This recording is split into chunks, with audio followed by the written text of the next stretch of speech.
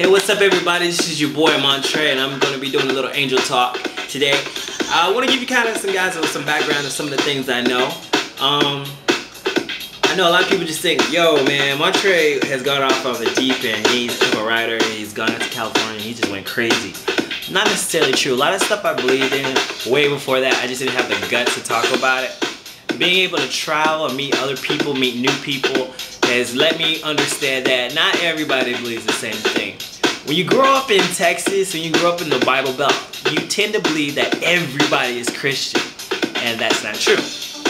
I grew up Christian, and I started realizing that as I grew up, I started studying things, and I started realizing that there was a lot of things that was confusing about the Christian religion. There was a lot of things that didn't make sense. And so when I studied not only my own religion, but I started studying other people's religion, I started figuring out, okay, these pieces are starting to make sense. And I can't even tell you those things. I can tell you some of the stuff I believe in, but I'm not here to convince people to believe what I believe in. Everybody's spiritual journey is their own. I think it's okay if you're a Christian. I think it's okay if you're Muslim. I think it's okay if you're Jewish. Your religious path is your path on your spiritual journey. I think it's good for people to be on some type of spiritual journey. I think you could be atheist and be on a spiritual journey. I mean, you may not believe in a so-called God, but I think everybody knows that there's something out there. There's something that is influencing life, whether you believe that's yourself or you believe that's something outside of yourself. And I can't tell you what that is.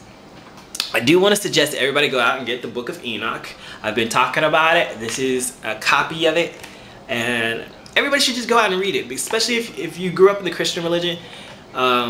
This is a very good book. It's a very good book. It's one of the lost books of the Bible, and I know some of your churches will tell you to. Sorry, my computer's on. Some of your preachers and pastors will tell you, oh, don't read anything. Don't read anything. Just read the Bible.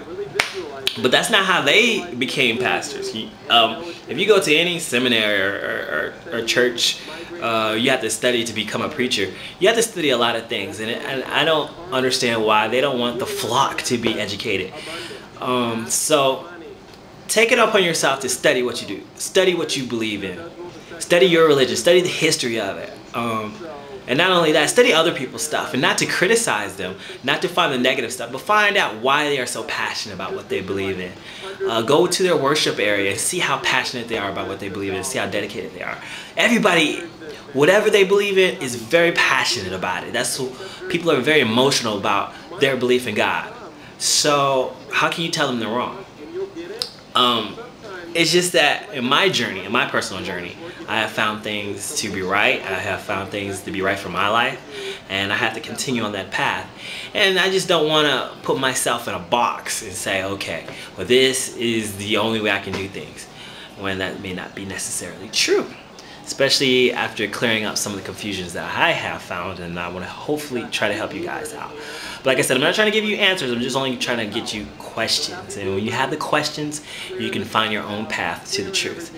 So hopefully, I encourage everyone to, like I said, study to show yourself approved. Study to figure out what your path is. What is God, the source? What is that God trying to tell you in your life? And if you grew up in the Bible Belt, it may be through Christianity. If you grew up in New York, it may be through Judaism. If maybe through Hinduism, it may be through anything if you grew up in certain different areas. But you got to ask yourself, if I grew up in Iraq, would I still be a Christian? Would I be Muslim? Wouldn't I believe that being Muslim is the only way? If I grew up in Iraq, or if I grew up in India, you know what I'm saying? So if it has anything, if it's all about where you came from, and that's why you believe in it, then you might want to second guess it. It's like walking into a grocery store, picking up the first thing on the rack that you see and saying, I got the best deal in the store.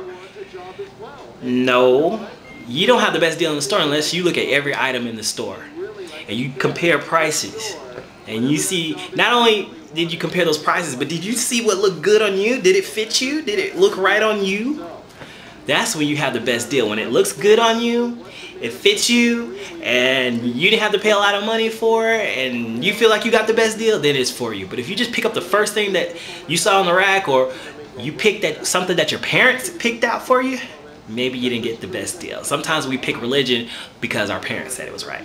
Anyways, I don't want to be preachy today. That was all I gotta tell you guys today, and I'll promise to get more in detail about some of the angel stuff. But remember, study, because if you don't do it, then who will?